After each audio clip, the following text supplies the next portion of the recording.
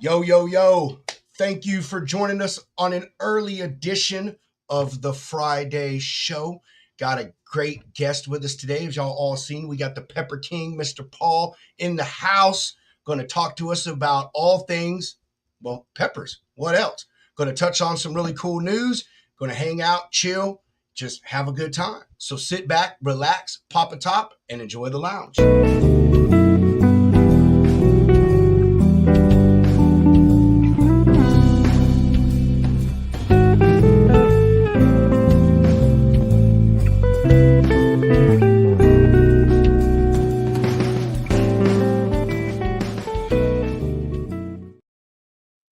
Mr. Hound, how you doing, brother? I'm doing good, Mr. Pedro Potato from Laredo. It's a nice rainy Friday here in beautiful Nashville, Tennessee. Winding down the day, man. Getting ready to go to the old Lowe's truck show tomorrow. Do a little lounging down there in Alabama, and yeah, dude, we're rocking and rolling. How's your day been? Man, it's been good. Went by really fast. I mean, it's technically not even over. Yeah. I think it went by fast because we have this early show. You know what I mean? But I got everything I needed to do. Got everything done pretty early, man. So I was just cruising and putting prospects into my sequences, and just doing broker shit, man. that's that's pretty much it. So nothing spectacular. Uh, just yeah, another day, another dollar, man. Love that. Yeah, I Yeah, do too. I'm with you though. It does feel like the day's been flying by, and It I'm like, oh, it's only does. 2 o'clock. Yes, yes, man. It friggin' does. It does. But hey, that just means more time to have fun in the lounge. Yes. We're gonna we are running a little late, so we're gonna hurry up, try to get through this, get ourselves caught up here. Hopefully I'm not lagging on y'all's end. I'm lagging on my end. I do not know why. You're It's a good over rainy here. day here, so maybe that's what the issue is as far as on my end. But get these commercial breaks out the way, pay some bills.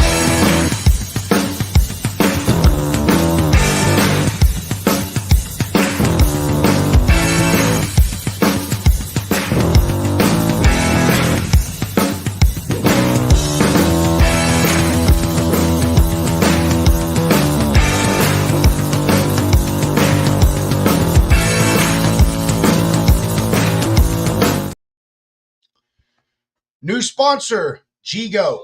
I'm making the new video for them right now. So this will be the last time that y'all see this video. Not that it's not good. It just needs to be It needs to be lounged. loungified. Loungified. Loungified. There you go. That's the word I was Yeah. trying to find. Loungified.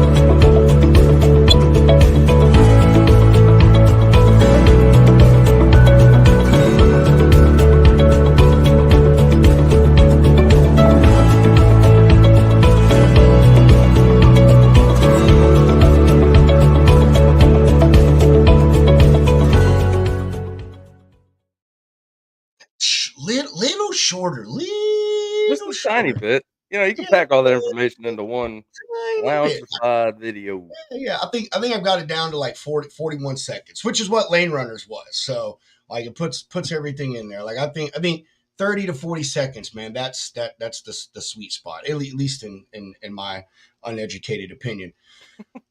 Ready for some news? Yes.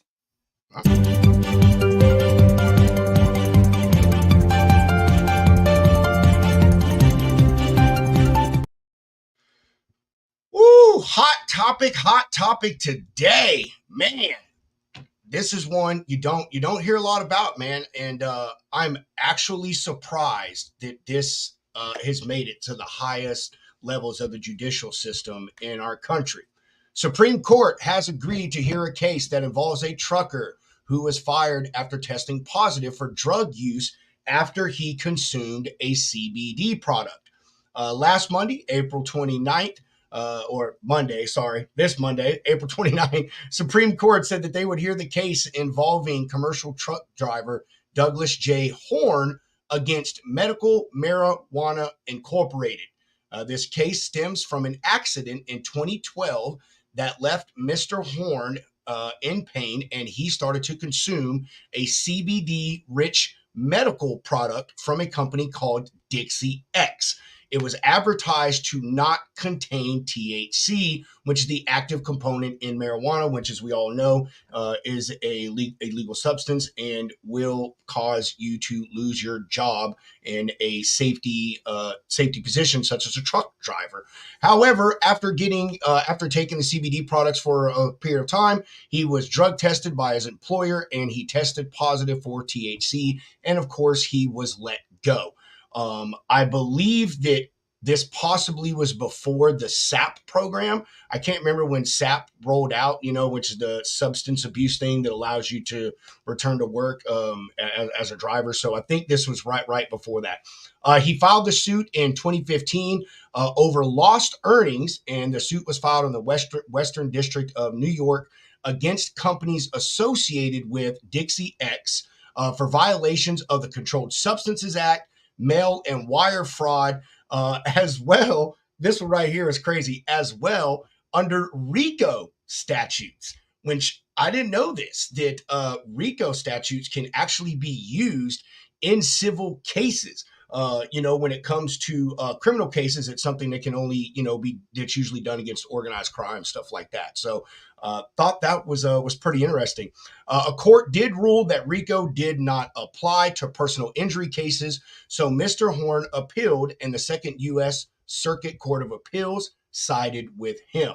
Following that decision, Medical Marijuana Inc., which is one of the companies that owns Dixie X, which is the people who produced the product that he ingested, they appealed to the Supreme Court in October 2023 and argued that allowing for their case to be tried under RICO could greatly increase the number of civil RICO suits. So as of now, really seems like it's just going back and forth. I wouldn't say a he said, she said thing, but going back and forth, exhausting the appeals and just seeing where it goes. But man, I actually think this is a really, really good case for the Supreme Court to take up, man. CBD has become a really, really hot item.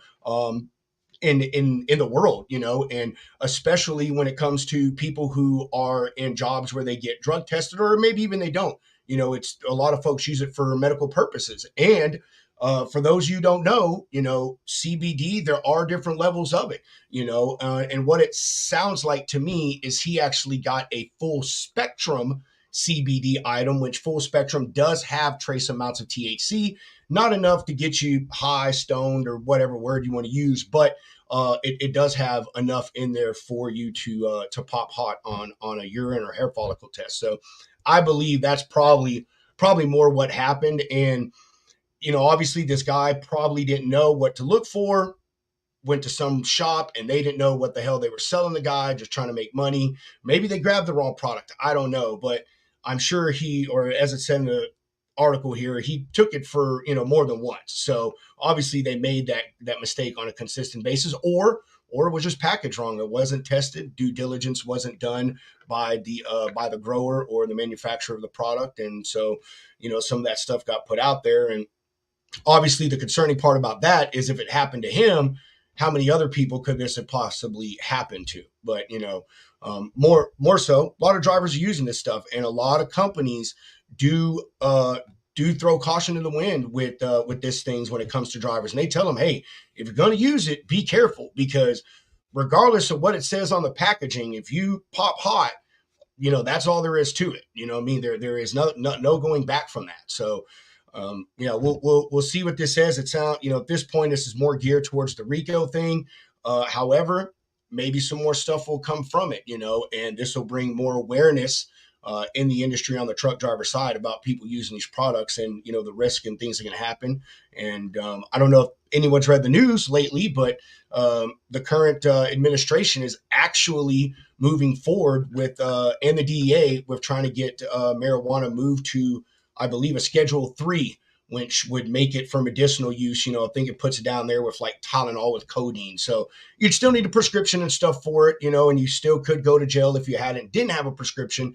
But it does take it off that Schedule 1 level, and may open some doors and some other places for people to be able to use it medically or use CBD and it not hurt them with their employment. So there you go. Thought it was really interesting, man. Really did, man. You don't hear a lot about this stuff. All you ever hear is people getting hot from and causing accidents or whatever it may be. So pretty interesting that, like I said, the Supreme Court decided to take this up. Just kind of weird, but who knows? I can't hear you. You're on mute, technology hunter. Shut up, bro. I was about to say Oh, I got your ass one time, bro. Yeah, right there for you, buddy. Nah, it is interesting. It's surprising that it's like the first time it's been brought up to like this level, though. But yeah, all y'all out there, be careful on that CBD shit because a lot of times it is the real thing. They just disguise it as CBD because we all know the feds ain't gonna go around to every single shop, gas station, wherever they sell it and check it. So do your Yeah. research. Well, yeah, that's it, man. Do your research. I mean, and it does have its pluses I to mean, it, man. all CBD still has a certain trace amounts of It THC in it. does. It So does. That is very, very true. But it's just like any other medicine. When you get it from a source that may not be taking the proper steps and doing what needs to be done for it to be put in the right category and all that stuff, you run a risk of doing things. And the CBD, the cannabis stuff out there right now is a huge cash grab. So I think people are just kind of doing whatever they can and trying to get the money out of it, and that's just the end of it. Anything else you want to add on that, Mr. Hound? no, sir. No, sir. All right, here we freaking go. Pepper King.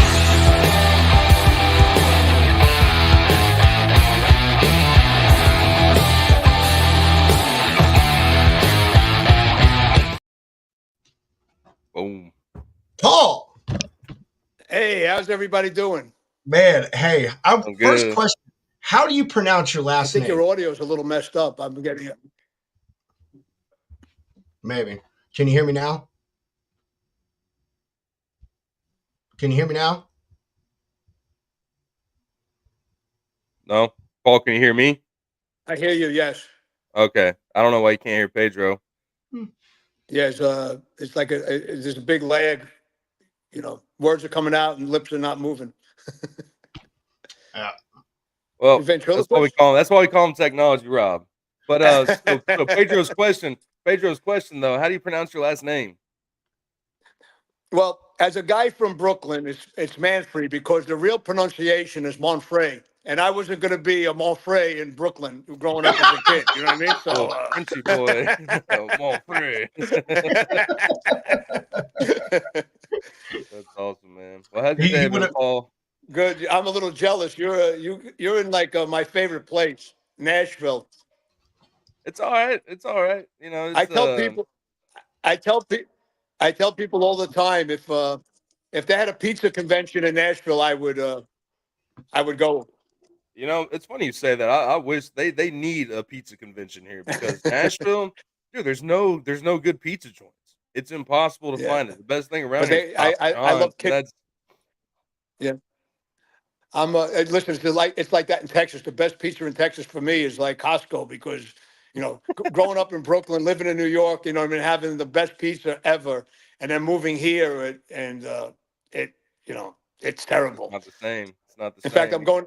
I'm going to New York on Monday. That'll be the first stop is always a Colombian restaurant. My wife's Colombian. I love Colombian food. There's no Yeah. Colombian restaurants here either.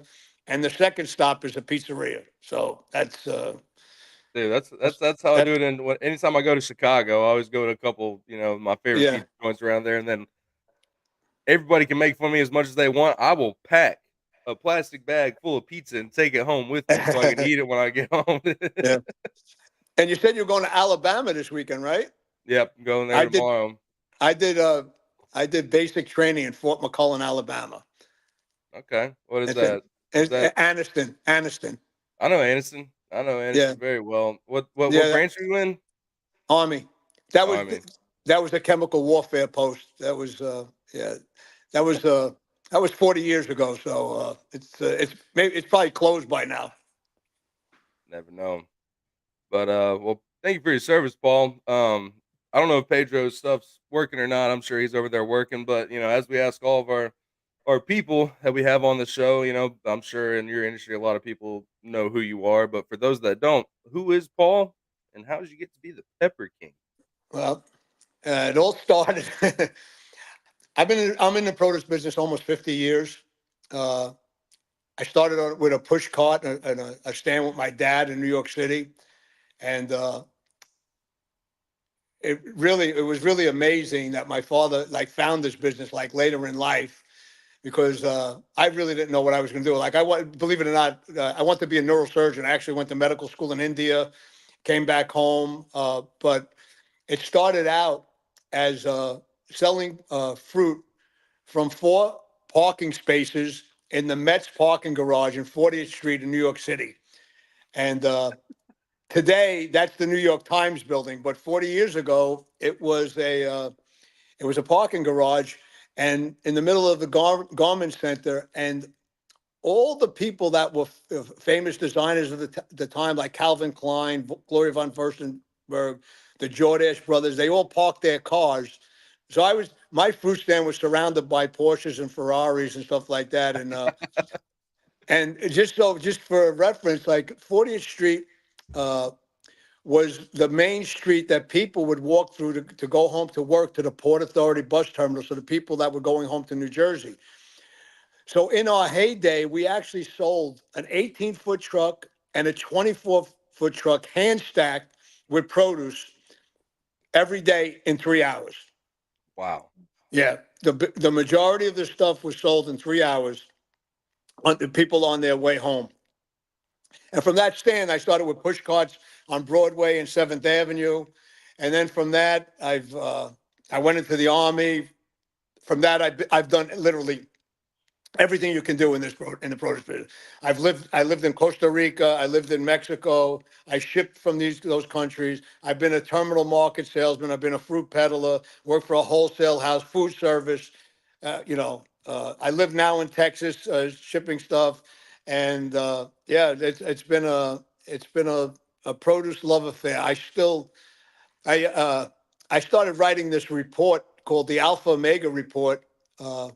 Maybe, I don't know, 25 or 30 years ago. Well, I could tell you if anybody remembers when faxes were on rolling paper, that's Yeah. when I started because that's how the original Alpha Omega report was faxed to people. And then with the internet, it became email. And I guess about 8 years ago, it it became on LinkedIn. And at LinkedIn, you only were allowed to write 1,500 words at the time, and I had a lot more to say than 1,500 words. And as you can see, and uh, and so I started a videoing them on LinkedIn, and they kind of like caught fire. And people, it's really amazing to me and amazing to my wife. I'll tell you that story in a minute, but amazing to me. I started going to produce shows and people started asking, like, hey, Paul, like actually asking me for my autograph. And people knew me, from LinkedIn. Yeah. And for lack of a better word, became like a produce celebrity, like, overnight. Well, overnight for the last, but people think, Well, oh, you're more overnight for the royalty, last man. You're the 40, Pepper yeah, King, dude. overnight That's for the last royalty. 40 years, right? So it's yeah, in fact my mother my wife, used to see all these pictures of the show at shows with me with pretty girls, and I used to say, baby, listen to me. You don't understand, at these shows they come up to me and they want to take pictures with me. And then last year at the West Coast Produce Show, Pedro, you okay? Because you're in like slow motion. I don't hear. He's battling bad internet service over there. It's all right. Yeah. It's all right. We're all good. So he, You heard woman calling across the floor, Paul, Paul, Paul, when I was with my wife, and she couldn't believe it. So that was. But anyway, my whole thing, believe me, I don't do. I only want to raise consumption of fresh produce in this country. That has been my mantra since I began, and hopefully I could do it before I die. Yeah, I mean, sounds like it. 40 years in the business. That's no joke. I mean, Yeah. you got to tell me that you charge the tax though, having those nice cars around your first stand, right? No, they were. What's funny is like people back then, they thought, like you were homeless when you did, like you Yeah. worked a push cart. You know, it was funny because I can remember one time that Billy Joel song, "A Town is Oyster Bay" in out Oyster Bay, Long Island, Ballad of Two Yep. Billies. Well, that's where I live. And Awesome. and one Friday night, I'm out with my wife, and now this kid that's been, in dirty jeans and dirty t-shirts because I've been working all day is dressed up with $300 shirts on, a $300 pair of slacks, driving a Mercedes, and they're like, "What are you doing here?" And I live here. You know what I mean? They thought you slept on the push cart at night. You Yeah. know what I mean? A little bit of that You know, Pepper King's going from the cart to the Cadillac. You just yeah. got big So timing. yeah, it's I want to tell you, I'm very, very fortunate. Always, like that old saying, do something you love and you never have to work a day in your life. Right. Like, yeah, I'm sorry to, point this out, but, the produce business has a lot of problems. And for me, most of my problems have to do with late trucks or trucks that heat stuff or trucks that flip over or something like that, right? But that's not the Mhm. only problems, right? There's bad product, there's everything. But even with all that, even when things are going really bad, you're only one phone call away from things being really good, right? And that's like Yeah. in your business, and right? Like I tell people all the time, like especially like in the really depressed markets, I tell them when it's absolutely, positively, you can't take it no more, but stuff is so cheap, buy double. You know what I mean? Like just buy double. You know what I mean? Like because Yeah. it's gonna turn around. And you know, I just believe in being in it to win it every week. And some weeks are great, and some weeks are not so great. But just gotta you keep on plugging. That's business, baby. Yeah, Yeah, you got it right, man. You can't lay it down. You got to keep on yeah, fighting. yeah. But so why peppers? It just, it just happened. Like it started out like I used to do, a lot of stuff out of Florida, a lot of stuff. When we started Top Cats, uh, you know, first of all, I was a fruit buyer for in Hunts Point Market for a chain store, a high volume chain store, and I switched to vegetables because back then, fruit was just price didn't move. Like I can remember like juice oranges, 5.75, right? And you couldn't even get a quarter brokerage. Like they don't even want to give you a quarter brokerage, for doing your work, right? So I was like, screw this. Let me go to vegetables because at least vegetables move, right? Right. They go up, they go down. So, but now what a big mistake that makes. You know what I mean? Like, grapes and all that, everything's $40 and $50. But so I started with selling, like doing that. And I went to Nogales. And in the beginning, it was a learning curve more than anything, right? But I used to do, and I still do, cucumber squash, eggplants, all the hard squashes, all the colored peppers, the green peppers, tomatoes. So I just think I do, I don't do, everything. I do like 12 or 15 items, but I don't think there's anybody better than me that does those 12 or 15 items. And just red peppers, I can remember like S. Katzman, who for people don't know is the Cats and Top Cats, Top Banana and S. Katzman own Top Cats, right? All part owners in Top Cats, right? So I can remember back then they had a broker and they were sending them like 2 skids of 15-pound red peppers every week and twice a week and 2 skids of choice. And I took that item over and in a short time, raised it to like load volume and then multiple load volume. And then as Top Cats grew, I started like kind of making a name for myself. So I actually sold like several people in the Hunts Point market. Then we branched out to Philadelphia, Chicago, Boston, you know, down in the southeast, in the southwest. So it was just really an evolution. It just, and I still sell those other items, but people know me as the Red Pepper King because I sell a lot of them. You know what I mean? A Yeah, lot of them. So that's yeah. It's kind of like in freight, I guess. Like people go after certain commodities, and they absolutely kill it. Like right. there's people out there, they just make their living off of shipping toilet paper. But Yeah. you got these other people where they don't have their head like you're really tied on. They're just trying to grab whatever they can get, and I think that creates a lot of mistakes. You can always do more, but what you're good at is, you know, You're right. as they say I it down here in the South, if it ain't broke, don't fix don't it. fix it. Right. And it's amazing. Like I'll tell people, like people say, I want to get in the, they're in the trucking business. They want to get into fresh produce. I said, have you ever done it before? They say no. I said, well, don't do it. You know what I Yeah, mean? Like it's it's time sensitive, it's temperature sensitive. You got to get everything right. I have these list of rules. I have a very short list of trucking companies I do business with and brokers, maybe 7 or 8, because pretty much they're great. And believe me, that's a weeding out process, right? Like oh yeah, I've had 20, right? But I came to the realization several years ago, like I had a list with 20 people, so I put I'm posting 5 loads, right? Well, those 20 people are posting 5 loads. So my 5 loads just became 100 loads on the road board.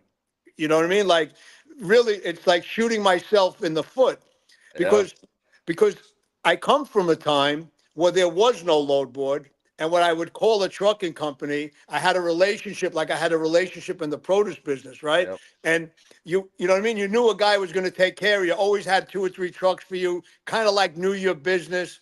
And that's what I really went back to. I have, like I said, maybe 7 uh, between brokers and direct trucking companies. They know my business.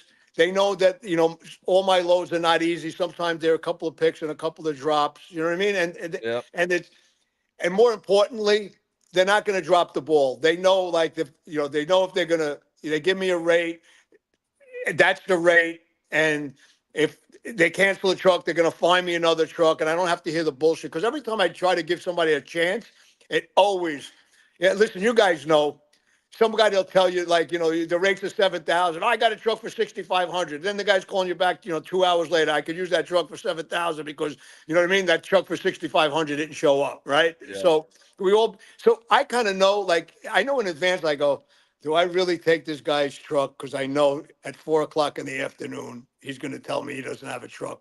Same old stories. My truck broke down. The reefer's not working. I've heard them all. So I have yep. a great story.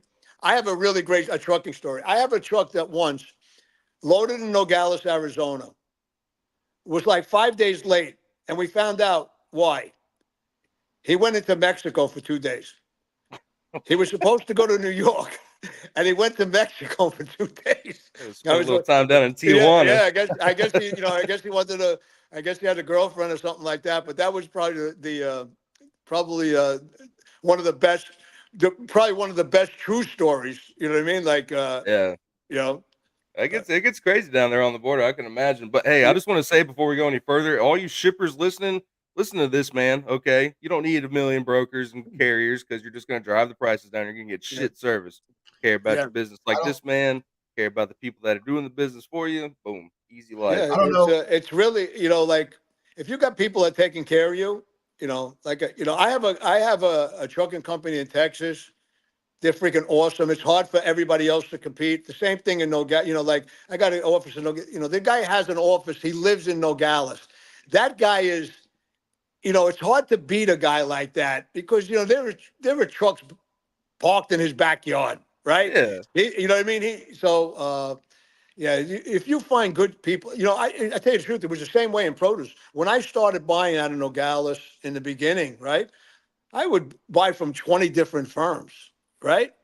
But it hurts you in a couple of different ways. First, when stuff gets long, if you're dealing with 20 different guys, you really can't help. because you got to take 2 skits from that guy, 4 skits from that guy, 8 skits from that guy, right?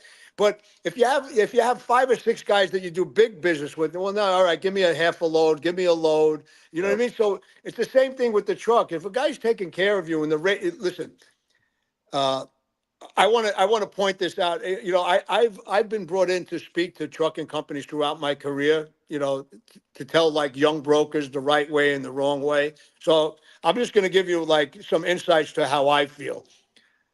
Don't lie. It never gets better after you lie. Like I can tell you, Yep. like like I'm a freaking animal. I'll say it up front. You know what I mean? Because my customers are animals. That in the produce business is like they want it now. It's always a hot item that's late, right?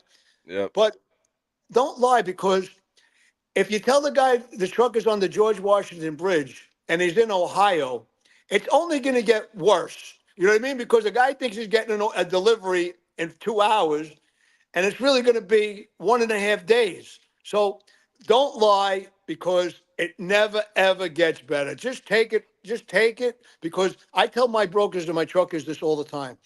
There's not a problem I can't fix, but don't wait. Don't wait till like the guy was supposed to deliver at 10 a.m. and now it's 11 a.m. and now you're telling me there's a problem from 2 days ago.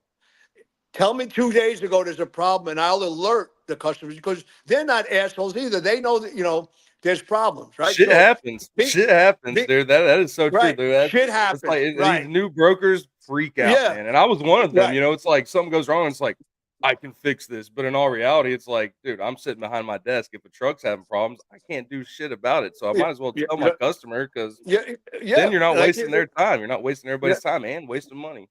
Yeah, like I tell people, I tell my customers, they get mad. I say, "Oh, I'm not driving the truck. I can't drive the truck. I only could do." And I got to tell.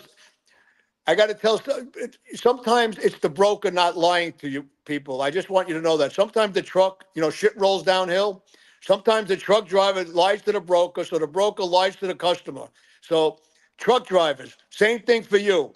Don't lie, because it doesn't get any better. And I tell you the truth, I have a list of like charges, and I basically say, listen, if you're late, I'm not going to hit you for a $250 late charge, unless if you're an idiot. And that's the idiot that tells you he's on the George Washington Bridge and he's in Ohio, right? Or the guy that lied to you, gave you a hard time all the way across the country. Now he tortured you, and now he needs help. You understand? So there are ways to do really, really good business. Another thing is, guys, you can never retire on one load. So concentrate on doing a lot of loads Volume, baby. for a That's it. fair amount of money every day. That's Yep. I tell people I never met a load I can retire on. So I try to do multiple loads every day. And at the end of the year, it comes out okay. So those are a few tidbits of Paulie wisdom for you to chew on for the time being. Y'all heard it here first. Paulie Pepper's laying down some truth. All right. So let's talk about. So you said you lived in Costa Rica. What part of Costa Rica? So I lived. I was growing strawberries in Costa Rica in around 1990, Okay. 1991, right outside of San Jose, in the mountains, Nice. right outside of San Jose, and yeah, that was. And I got to tell you, there was a company. I think the name of the company was J Nichols, and believe me, I didn't have a lot of money, but I think J Nichols wound up being bought or was part of Dole at the time. Hmm. Oop. Uh, and I'm sorry, my we got to hurry because my battery's running out. Oh no. It was part of and so they had like all this money, and so what I used to do, they had hundreds of thousands, and I had maybe 10,000, but I had more strawberries than them. Why? Because on Sunday I would go with all the farmers and we'd roast a pig or something like that. So I had a personal relationship with them as well as a business relationship with them, and they Right. they treated me as a friend. So the money wasn't as important as the friendship. And Yeah. again, My another my tidbit. pops lives down in Guanacaste. I love it down there. And like you said, it's not. We're all gringos in their eyes, but like if you're a good person and like you said, man, going on Sundays and roasting a pig, They love that, Yeah. man. It's like I don't know. That's awesome though. That's awesome. And I that makes the difference, man. I That's some next level relationship building. yeah, I'm the only gringo in my house. I met my wife in Colombia, and for anyone out there that likes Married with Children, I am convinced, I am totally convinced they come to my house and filmed it because I met my wife about 12 years ago in Colombia, and that's our life. She's much younger than me. She's a freaking knockout. I'm definitely out of my league, and yeah, and she says a lot of the cute things that Sofia Zagara. In fact, Sofia Zagara and my wife are from the same town in Colombia. It's in Barranquilla, and we go there a couple of times a year. It's my favorite place. So, uh, That's awesome. just a little side note. So obviously you do a lot of traveling. Do you still do a bunch of traveling, like to the different regions that you do your Yeah, sourcing from? Do yeah, you go to the farms and yeah, touch each yeah. product? I have. I think so far I had 11 trips so far this year, and I have 14 more planned. I go both to shipper growers, and I also go to my customers. So I have customers all over the country, and then plus I go to the produce shows on top of that. So I'll be in New York, Philadelphia, and New Jersey next week. I'm leaving Monday. A couple of days in New York, a couple of days in Philadelphia, one day in New Jersey. Then I'll be home. Then I come home for I don't know 5 or 6 days. I go to Miami, come home, come home for 5 or 6 days. Then I go at the end of the month. I go to the West Coast Produce Show in uh, Palm Springs. That's I think awesome. June is a light month, but if June is usually our Columbia month.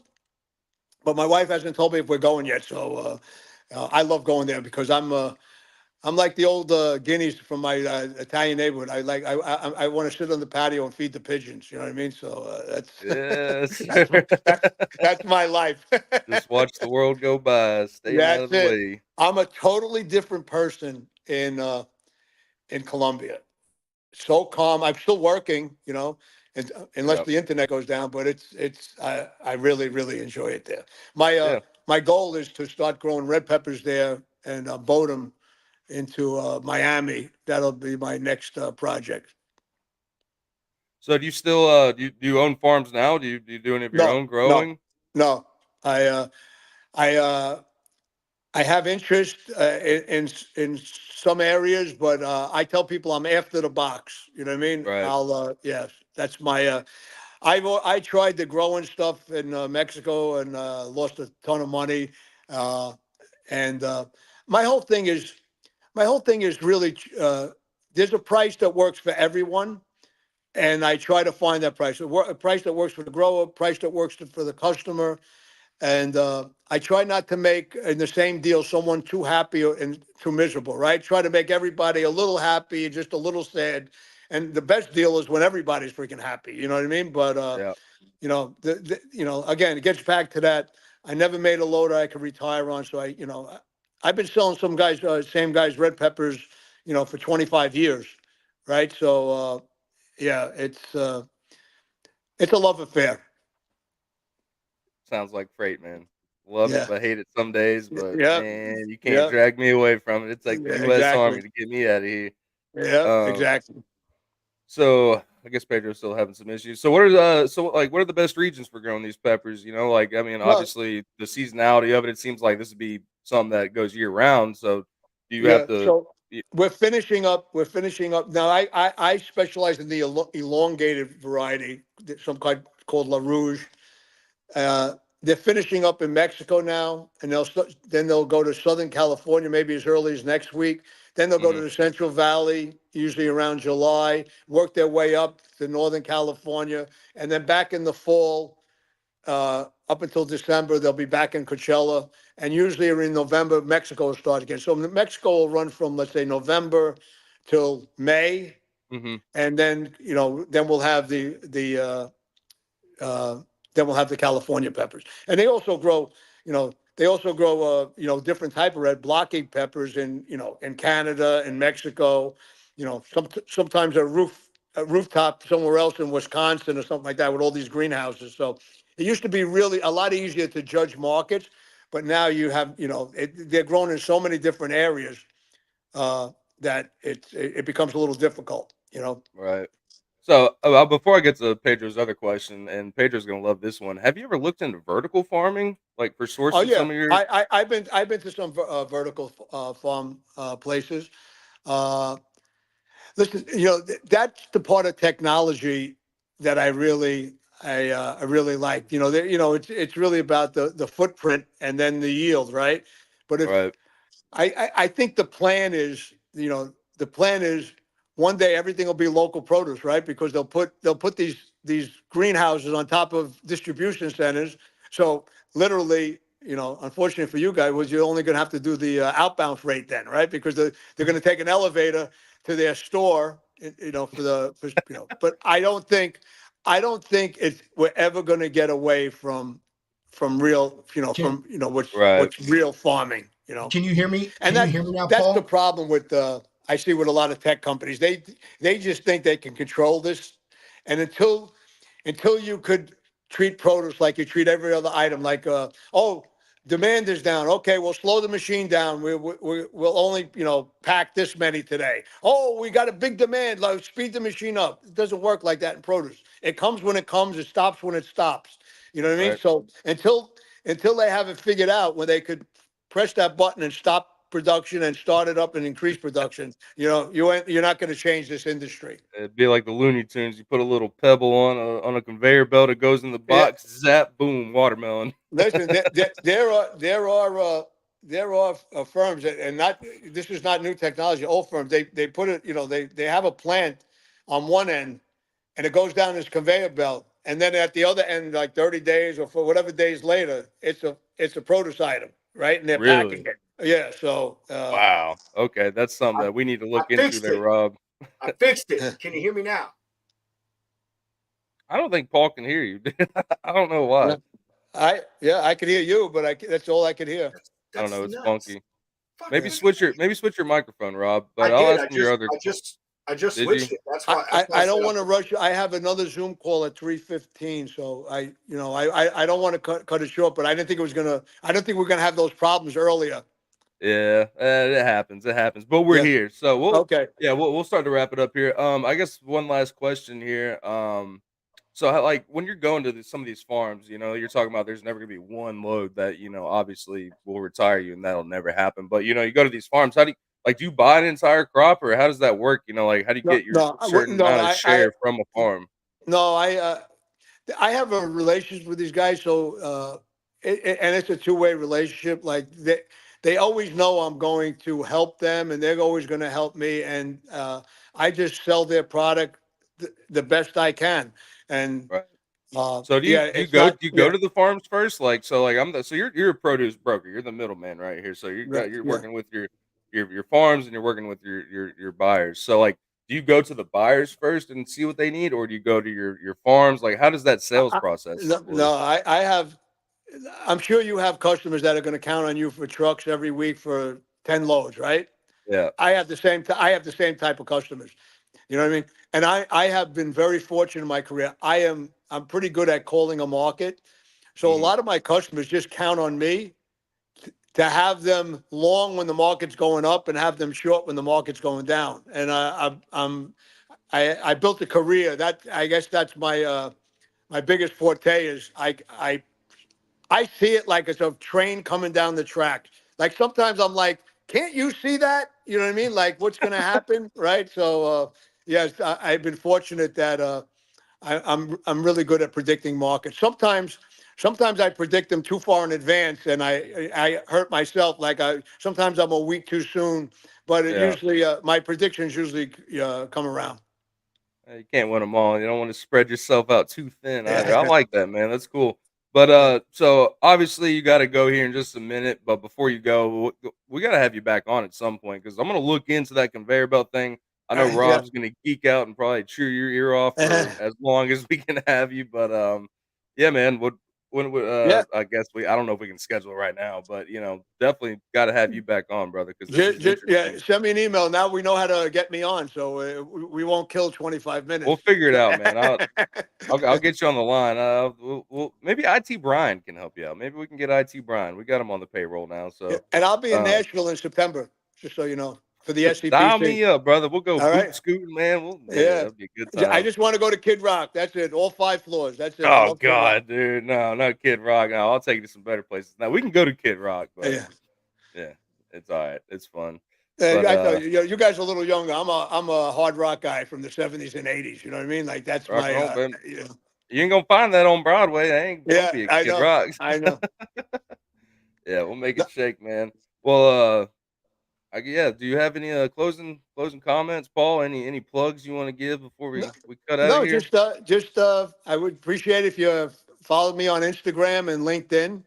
I'm sorry to say that my podcast has been canceled as of today, so you'll have to go. Well, listen, I started on LinkedIn. I'm always going to be on LinkedIn. I always added content on Saturday on LinkedIn anyway, so I'll be back on LinkedIn. Uh, I think they took my last podcast down yesterday, but it's okay. We'll we'll speak again about it tomorrow. I love produce. I love the produce business, people in it. So Yeah. that's it. Well, hey, if you ever, hey, now that you've been on the show, you're an official lounge lizard.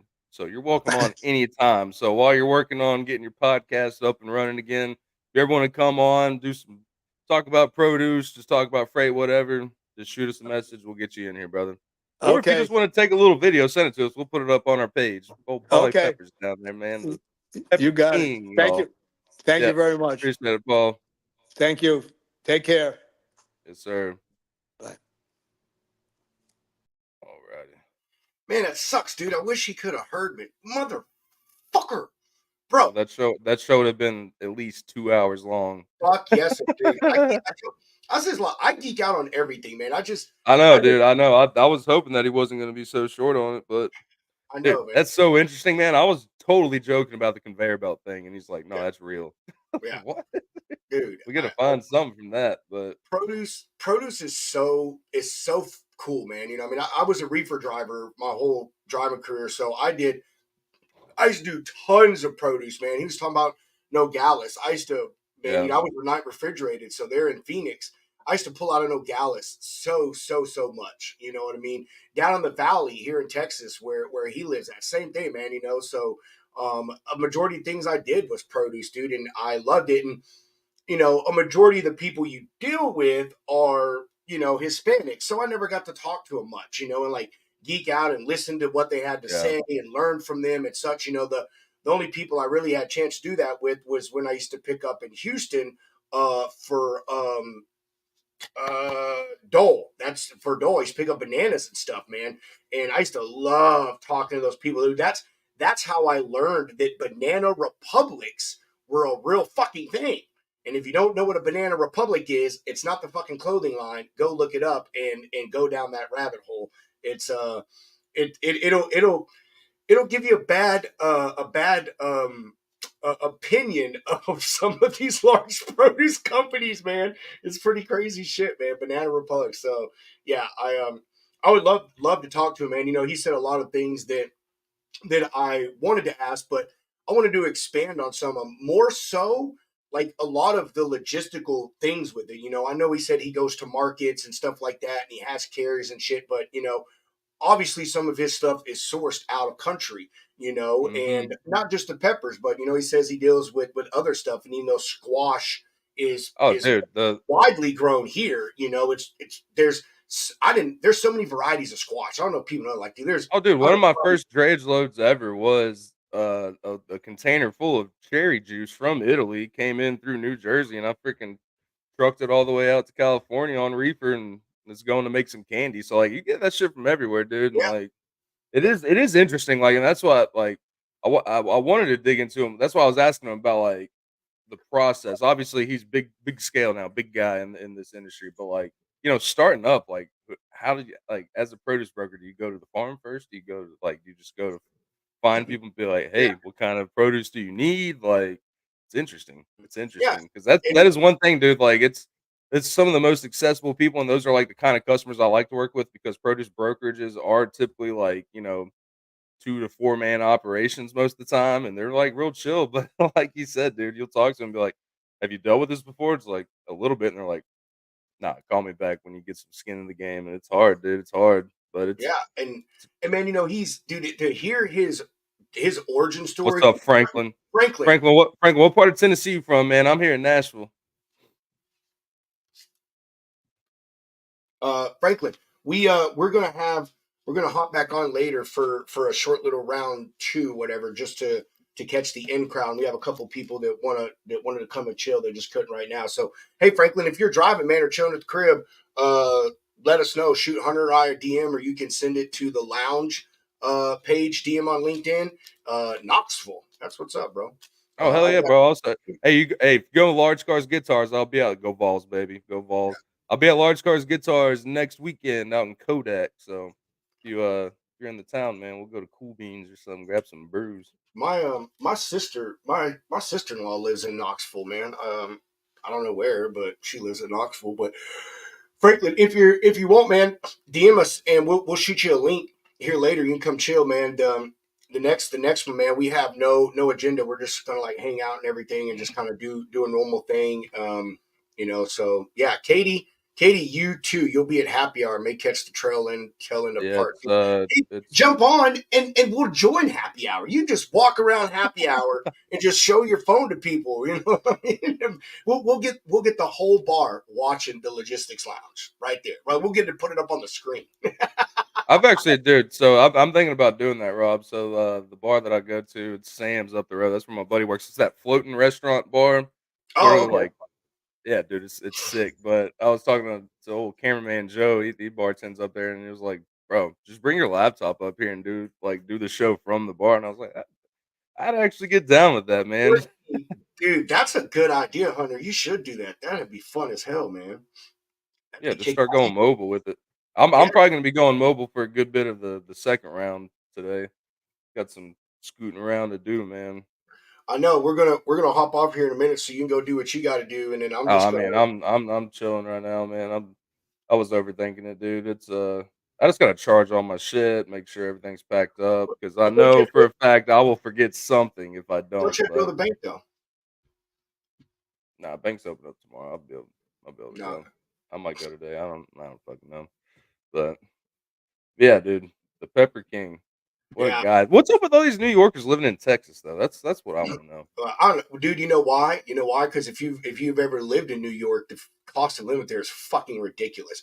I could see it makes sense because I mean, I dude, down in the valley here, man, Brownsville, McAllen, yeah. Harlingen, all like I mean, huge produce areas, man. Produce is grown down there, but also there's big ports of entry and shit. And so, like, I get it why he'd be down there. There are tons of produce brokers and Yeah. stuff on there, man. So I would assume that's probably why he did it. More than anything else. But Yeah. I could be wrong. I mean, Maybe no, that's right, bro. I mean, shit, what he was talking about, it's a good little center point, really. It's close enough to like Nogales and all that. You can quick little flight, go out to California, quick little flight.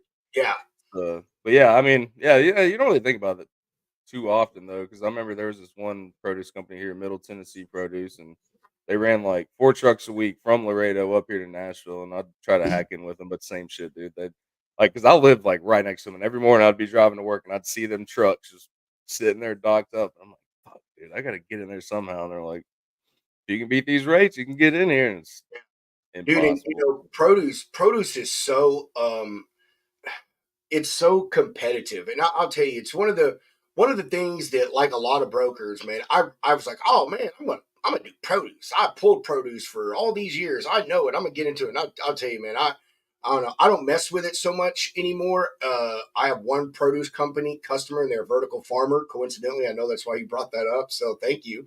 But I don't know. Yeah, It's I was doing my best for you, man. That's the telepathy of the logistics lounge. I was seeing you, and I was like, bro. And see, this is what Rob wants to be asked. I would love to talk with him about that more. Like he touched on it, but like, dude, I'd really like to get more of his opinion and stuff on that because it is like vertical I mean, he farming is seems a lot. becoming. I mean, but it's one of those things, like he was saying, like you can't get rid of like the old school ways of doing Oh it. no, Like, no, we're gonna forever have to have these farms to meet the grand scale. you But like will.